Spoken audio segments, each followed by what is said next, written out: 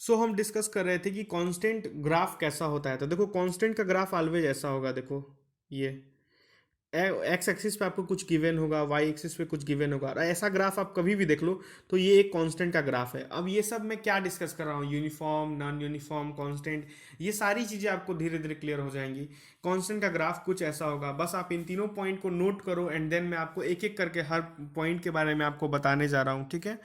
सो आगे बढ़ते हैं हम लोग। नेक्स्ट स्लाइड में आप देख सकते हैं कुछ इंपॉर्टेंट पॉइंट, अब हम इसको नोट्स के तौर पे और लिख लेते हैं। देखो graph of non uniform motion, sorry graph of uniform motion, graph of uniform motion कैसा होगा। आप देखो मैंने बताया था ग्राफ ऑफ यूनिफॉर्म मोशन या तो ऐसा होगा या ऐसा होगा, ठीक है।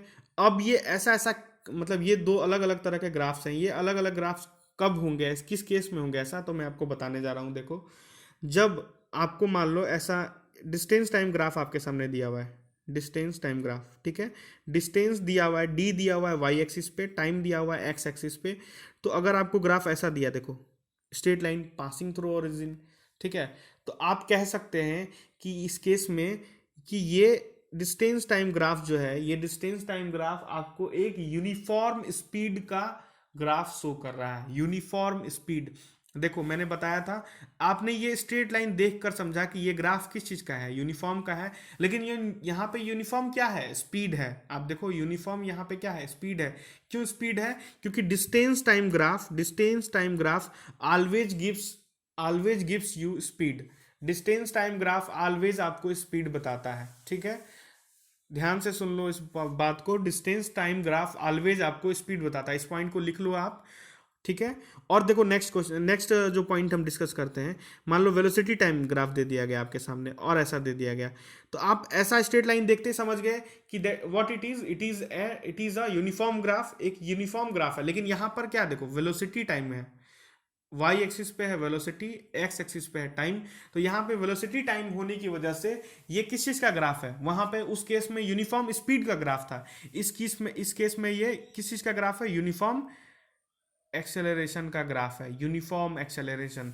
क्यों यूनिफॉर्म एक्सेलरेशन, क्योंकि जैसे जैसे टाइम बढ़ रहा है इस केस में, उसी तरह स्पीड और वेलोसिटी, आप कह सकते हैं वेलोसिटी भी क्या हो रहा है, बढ़ता जा रहा है। तो आप कह सकते हैं कि VT graph, velocity time graph में अगर स्ट्रेट लाइन हो तो वो क्या देता है आपको, यूनिफॉर्म एक्सेलरेशन प्रोवाइड करता है।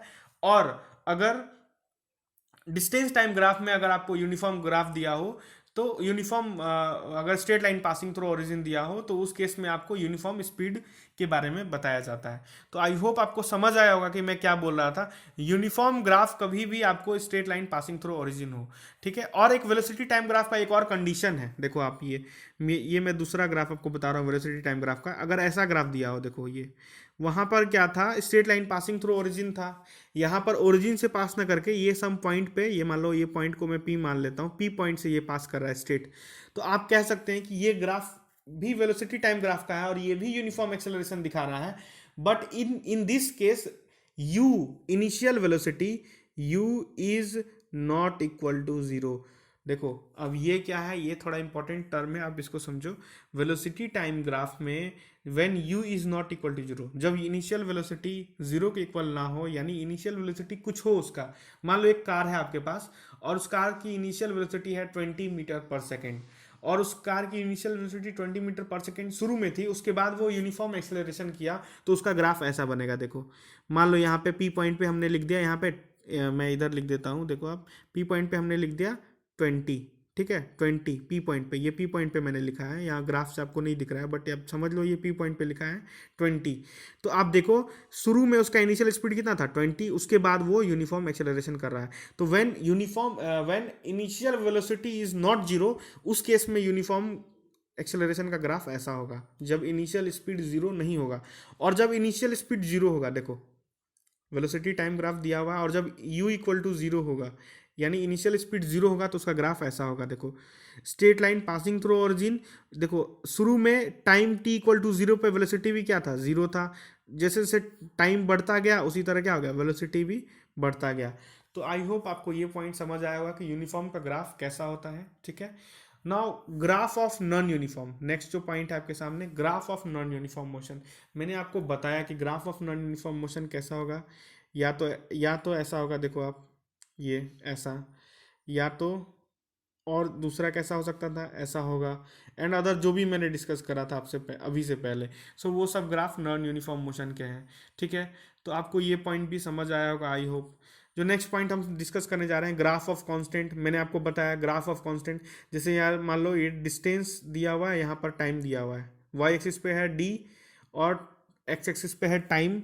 सो आपको अगर डिस्टेंस टाइम ग्राफ ऐसा दिया हुआ है और ये ऐसा, मैंने बताया था कि ये कांस्टेंट का ग्राफ है, तो ये बॉडी एट रेस्ट का ग्राफ है। कैसे है बॉडी एट रेस्ट? देखो मान लो ये यहाँ पर शुरू में t इक्वल टू 5 था और यहाँ पे मान लो शुरू में t इक्वल टू 10 था।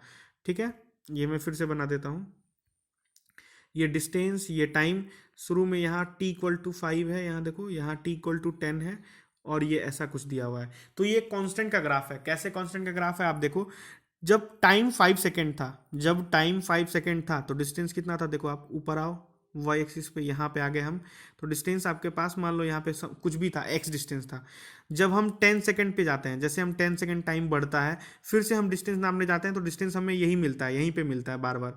तो इसका मतलब आप क्या देख रहे हो, टाइम जैसे से बढ़ रहा है, there is no change in distance, तो डिस्टेंस चेंज नहीं हो रहा है, तो हम कह सकते हैं कि बॉडी क्या है, रेस्ट में है। टाइम बढ़ने के साथ साथ उसका डिस्टेंस चेंज नहीं हो रहा है, इसका मतलब बॉडी रेस्ट में है। तो ये रेस्ट का ग्राफ, बॉडी एट रेस्ट का ग्राफ है। और इसका मतलब इस केस में क्या है, डिस्टेंस क्या है, कांस्टेंट है, तो इसीलिए हम इसको कह रहे हैं ग्राफ ऑफ कांस्टेंट, कांस्टेंट का ग्राफ। और जैसे आप देख लो वेलोसिटी टाइम ग्राफ आप ले लो यहाँ पे, और ऐसा दे दिया गया आपको वेलोसिटी टाइम ग्राफ में, तो ये ग्राफ में वेलोसिटी कांस्टेंट है। ठीक है, पिछले वाले ग्राफ में क्या था, कांस्टेंट डिस्टेंस था कांस्टेंट, इस वाले ग्राफ में वेलोसिटी कांस्टेंट है। क्यों कांस्टेंट है वेलोसिटी? देखो आप, टाइम जैसे जैसे बढ़ रहा है, टाइम जैसे जैसे बढ़ रहा है, there is no change in velocity, velocity always यहीं पे अटका हुआ है, जहाँ पे मैं डार्क डार्क कर रहा हूँ। देखो आप, मैं ब्लू से डार्क कर देता हूँ, यहाँ पे आप देखो, जहाँ पे जैसे जैसे टाइम बढ़ रहा है, टाइम ऐसे ऐसे बढ़ रहा है, लेकिन वेलोसिटी तो यहीं पे है। देखो आप, इस टाइम पे भी वेलोसिटी कहाँ पे है, यहीं पे है। इस टाइम पे वेलोसिटी कहाँ पे है, देखो इधर ही आ गया। तो velocity, there is no change in velocity as time passes. So हम कह सकते हैं वेलोसिटी इस केस में क्या है, कांस्टेंट है, और वेलोसिटी का चेंज नहीं हो रहा है, तो हम कह सकते हैं कि यहाँ पे एक्सेलरेशन भी क्या है, कांस्टेंट है। तो आप कह सकते हो कि ये graph acceleration equal to zero, यानी जीरो एक्सेलरेशन का ग्राफ दिखा रहा है आपको। ठीक है, जिसका एक्सेलरेशन नहीं है, it has a uniform velocity. ठीक है, तो ग्राफ ऑफ कांस्टेंट ऑलवेज ऐसा ही होता है, कोई भी ग्राफ हो ऐसा ग्राफ ऑफ कांस्टेंट आपको मिलेगा। ये एक्स एक्सिस, ये Y axis, and it is like this. ठीक है, जो नेक्स्ट पॉइंट हम डिस्कस करने जा रहे हैं, graph of uniform retardation. Uniformly retardation का ग्राफ कैसा होगा? तो यूनिफॉर्म रिटार्डेशन का ग्राफ कुछ ऐसा होगा। देखो आप, velocity time and what you will be given, ऐसा देखो, ये ग्राफ आप पूरा याद कर लो इसको। ये ग्राफ किस चीज़ का ग्राफ है? ये ग्राफ है यूनिफॉर्म रिटार्डेशन का। यूनिफॉर्म रिटार्डेशन का कैसे? मान लो ये पॉइंट है आपके पास P, मैं मार्क कर देता हूँ, ये पॉइंट आपके पास है P और ये पॉइंट आपके पास है Q। तो P पॉइंट पे वेलोसिटी कितना था? ये इतना था। Q पॉइंट पे वेलोसिटी कितना हो गया? जीरो हो गया। देखो यहाँ पे Q पॉइंट पे वेलोसिटी हो गया जीरो। तो आप देखो P ज़्यादा था, P पे वेलोसिटी ज़्यादा था, Q पे वेलोसिटी कम है, तो आप कह सकते हैं कि ये इनिशियल वेलोसिटी कम है, इनिशियल वेलोसिटी ज़्यादा है फाइनल वेलोसिटी से। सो इसीलिए ये ग्राफ किस चीज़ का है? रिटार्डेशन का है, and it is a straight line, ये एक स्ट्रेट लाइन है, इसीलिए हम इसको बोल रहे हैं यूनिफॉर्म रिटार्डेशन। ठीक है, तो आई होप आपको ये पॉइंट भी समझ आया होगा। हम नेक्स्ट पॉइंट की ओर बढ़ते हैं, graph of non uniform retardation. Non uniform retardation का ग्राफ कैसा होगा? देखो आप, ऐसा ग्राफ आपको दिख जाए तो आप कह सकते हैं कि ये नॉन यूनिफॉर्म रिटार्डेशन का ग्राफ है।